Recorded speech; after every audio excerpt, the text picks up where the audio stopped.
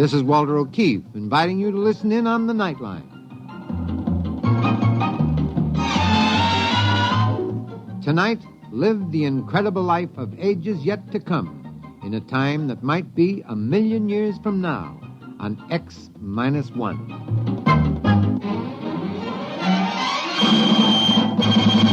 Now, an incredible story of the world beyond. Countdown for blast-off. X-5, 4, 3, 2, X-1, fire.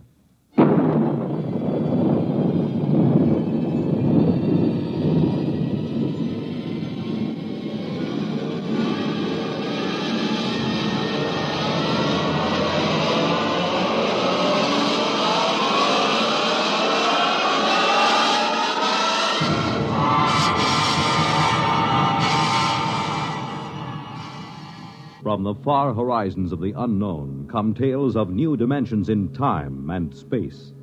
These are stories of the future, adventures in which you'll live in 1,000,000, could be years, on 1,000 maybe worlds. The National Broadcasting Company, in cooperation with Galaxy Science Fiction Magazine, presents X-1.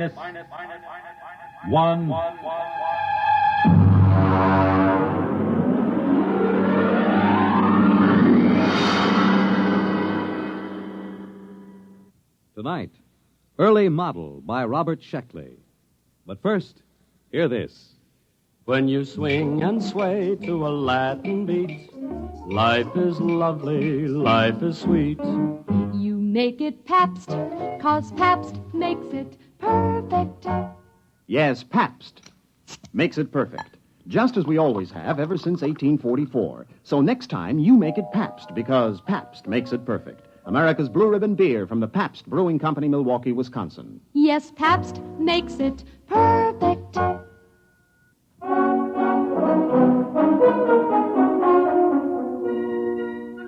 Now, X-1, and the Robert Sheckley story, Early Model.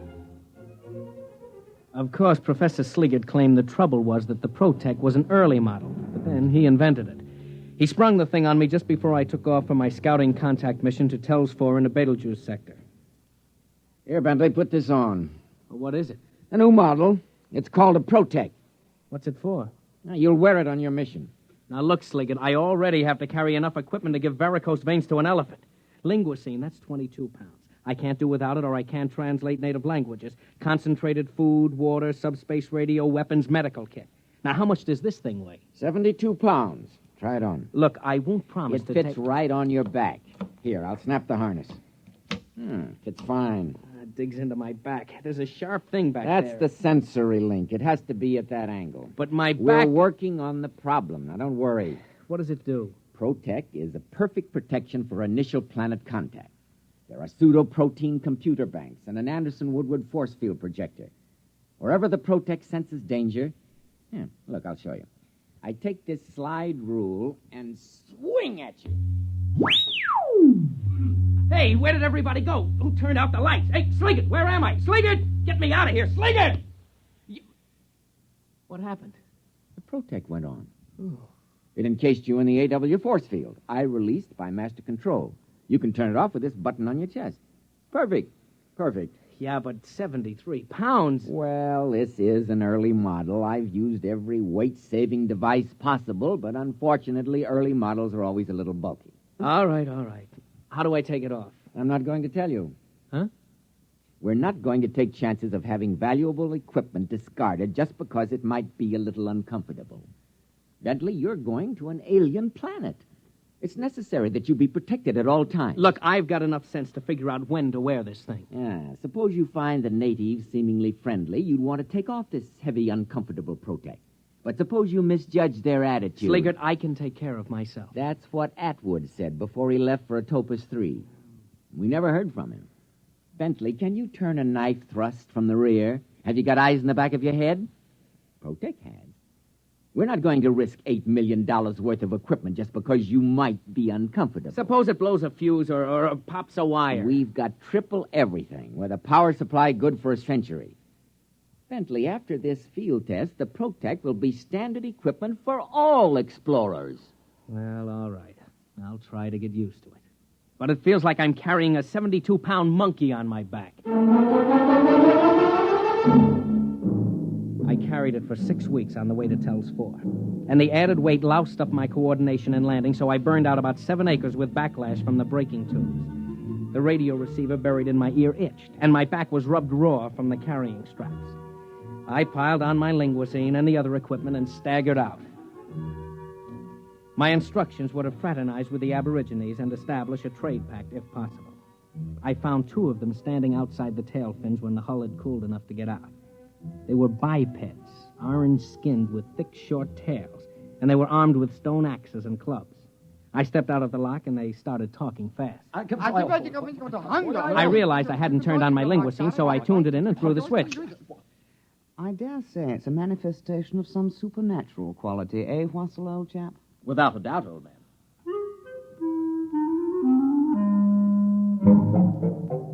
You know how the linguisine works, instantaneous semantic translation. Well, mine was made by the Gorley Laboratories just outside London, and naturally they had the word tapes recorded by BBC announcers. It takes a little getting used to when you hear some walking vegetable from the Canopus system talking like the Home Service. Well, the Tellians were pretty excited by my arrival. How strange. Unbelievable. Most improper, you know. I suppose it can talk. I come as a friend. A friend. Well? It does talk. Dreadful accent. But what can you expect, eh? Foreigners, you know.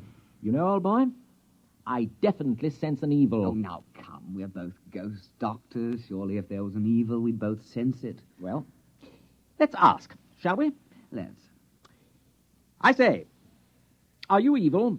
Me? Why, yes. You see, we're the village ghost doctors. It's our job to ferret out evil, so to speak. It's our cup of fugle, so to speak. Are you evil? Oh, no. No. He says he's not evil. Well, how do you know? Well, if he doesn't, who does? My dear fellow, appearances aren't everything. Surely you recall the legend of Hatape, the gods tempted the chief... Please, my dear chap, I'm as well aware of religious precedent as you are.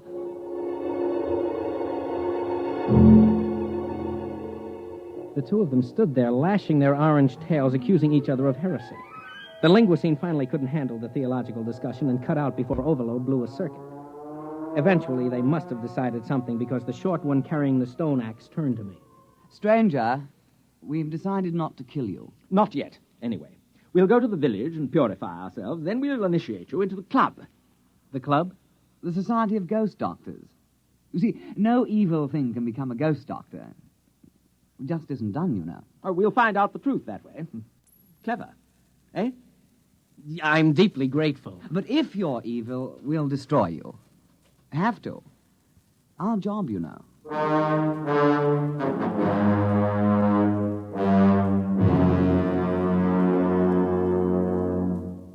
You are listening to Early Model, tonight's attraction on X-1. For the big things in your life, be ready with United States savings bonds. That's the new savings bond with the higher interest rate. The improved Series E savings bonds that now mature faster to pay you back extra dollars faster. Yes, when you think of saving, think of savings bonds. They offer you the safe, easy way to save regularly. Safe because each bond is backed by the United States government itself. Easy because you can buy bonds either where you bank or through the payroll savings plan where you work. And you get back $4 at maturity for every 3 invested, so you earn extra dollars. But the big news is that the maturity period is shortened to only 8 years and 11 months. So join the bond wagon. Start a family savings program. Invest in improved Series E bonds today and hold the bonds you already own.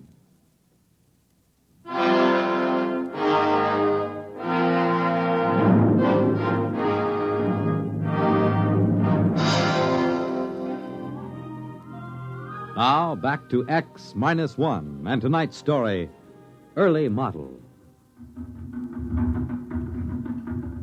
Sliggert. Calling Professor Sliggert at home base. Come in. Go ahead, Bentley. Report. I'm in the village now. They're about to initiate me as some kind of priest. All I have to do is pass some kind of test. And, by the way, if I don't pass, they're going to kill me. That's good. What's funny? They can't hurt a hair on your head, not with Protec on the job. They seem awfully confident that they can. Primitive cultures always overestimate the power of their weapons. Don't worry. Just let Protec take care of you.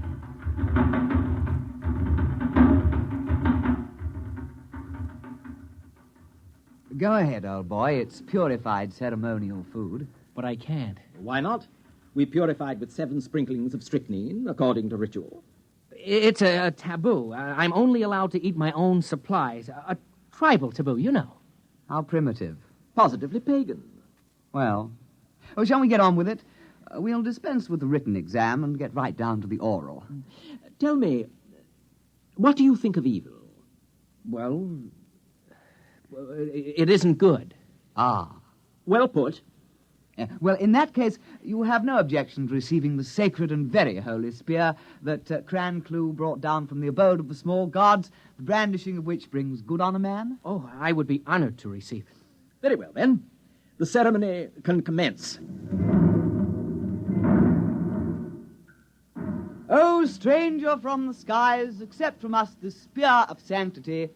Evil cannot abide the presence of this spear. Take then our blessings with it. Here, here, O stranger, take the spear! What? Oh, that confounded Protec. Where's that release button? Sliggert, come in. Oh, he's probably out to lunch. Gotta get that force field off. There. Listen, I'm terribly sorry, Begin but the purification dirge. We are in the presence of evil spirits. Oh, no, I can explain. You cannot accept the sacred spear. Well, you see, I've got this protective device. It's sort of like a shield, you know? It doesn't like spears. It doesn't trust them. You couldn't give me a sacred gourd? Nonsense. Who ever heard of a sacred gourd? Poppycock. Look, you'll just have to take my word for it. I'm not evil, really. Scout's honor. Our course is clear. Transparent. We won't kill you at once. We'll pray for you through the night. And perhaps in the morning, things will turn out better. If not... Sorry, old boy, but you understand our position. We'll just have to kill you. Can't be helped. Regulations, you know.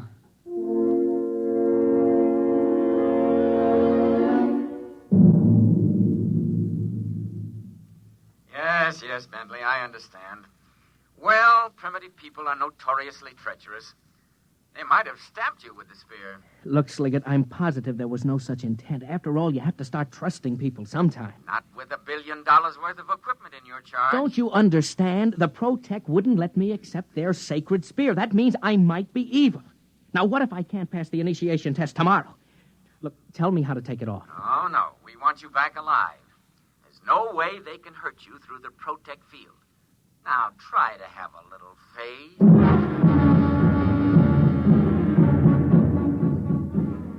The campfires burned all night, and I could hear the chants of the ghost doctors. At least 3 or 4 times during that night, the Protec force field howled on and off, but I was too tired to care. In the morning, the 2 Tellians came to see me and stood switching their fat orange tails politely, while the linguicine translated for me. There were great sounds from your hut last night, sounds of torment, as if you were wrestling with the devil, so to speak. I'm a restless sleeper. Yes, of course. Quite. By the way, old thing, did you pray for purification last night? Oh, yes, I did. And was your prayer granted? Yes, sure, certainly. Not a bit of evil around me. Well, if you can't be initiated, we'll have to destroy you. We made that clear, didn't we? Oh, yes, quite clear.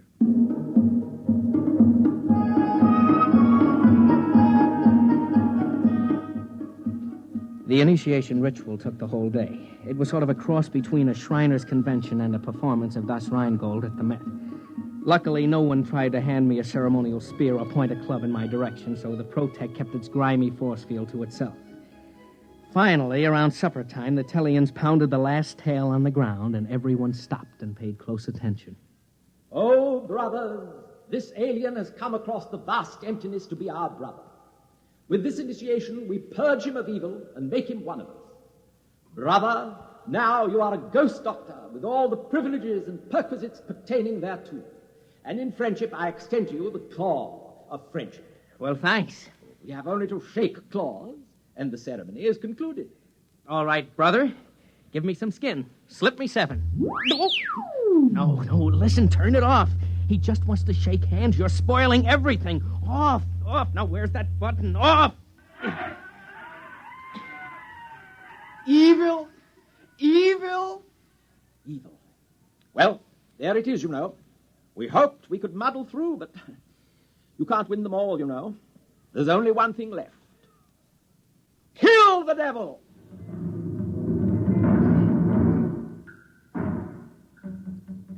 About 30 of the Tellians heaved stone spears at me, and naturally I disappeared inside the Anderson-Woodward force field, and the spears rattled off the whining, coruscating power sphere.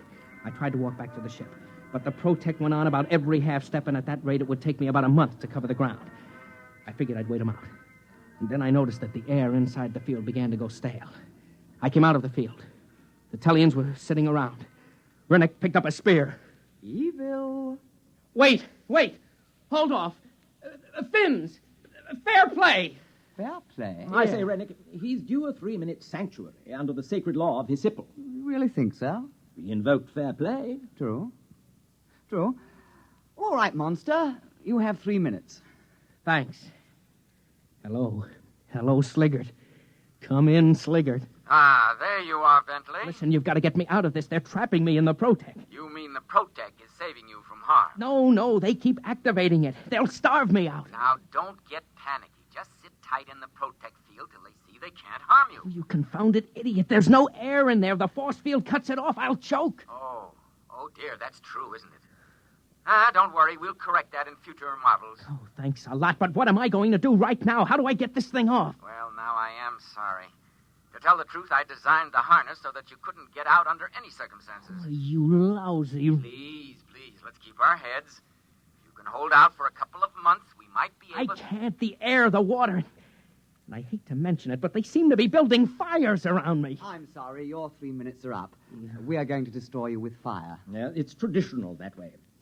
My dear chap, would you like to kindle the first blaze? Oh, after you, old fellow. Remember, I burned the last evil monster. True. Oh, monster. Yes? Do you have a light?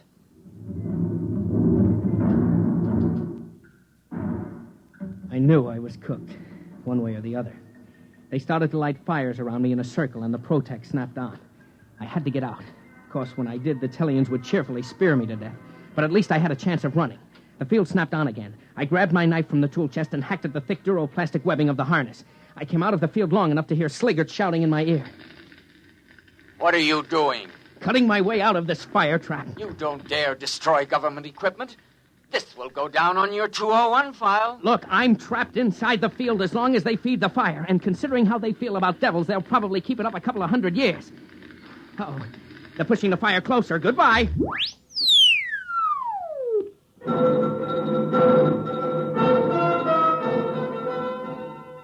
I tore at the straps with my wire cutters and knife. I could only work when the field was off. The Protect protected itself. Finally, I ripped the harness off just as the field went on, and I was thrown 20 feet into the fire. But I landed on my feet and was off and running.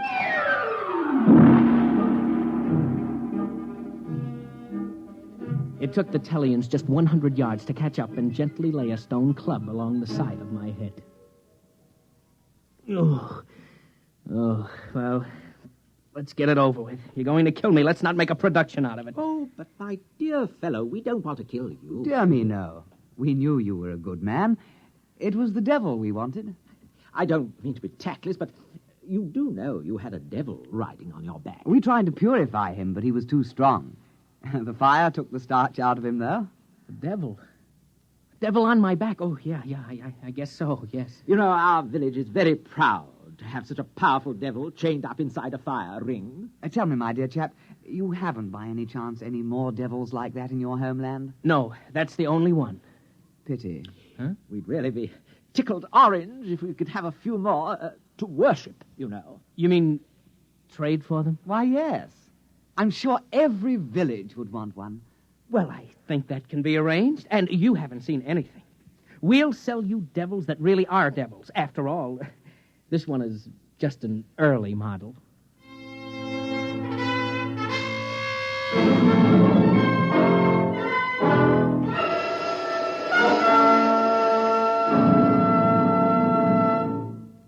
Fred Collins again, and I'll be back to tell you a word about tonight's X-1 in a moment.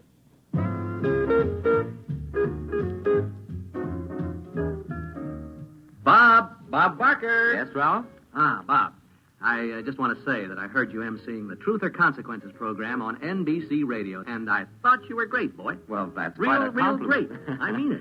Coming from none other than Ralph Edwards, the creator of and original Truth or Consequences MC. You really liked the show, Ralph? Oh, I'll say I did. It was wonderful hearing it on radio again. Sounded better than ever. Well, no one should know better than you, Ralph. But really, we just can't miss. Our contestants are wonderful. Yes, The I stunts know. are out of this world. Mm-hmm. Surprise family reunions, the gigantic whisper contest. Yes. A dream world of jackpot prizes, especially for NBC radio listeners. Really? And not just once a week, Ralph, but every weekday morning. No That's kidding. right. Monday through Friday. Can you beat it? I'm going to right now, Bob. So long, folks.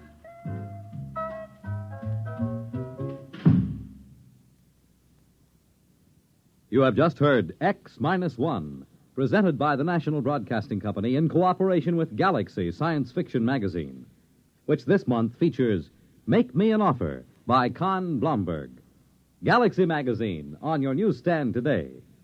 Tonight, X-1 has brought you Early Model, a story from the pages of Galaxy written by Robert Sheckley and adapted for radio by Ernest Kinoy. Featured in our cast were Bob Hastings, Joseph Bell, Anthony Campbell Cooper, and Alistair Duncan. This is Fred Collins speaking. X-1 was directed by Daniel Sutter and is an NBC Radio Network production.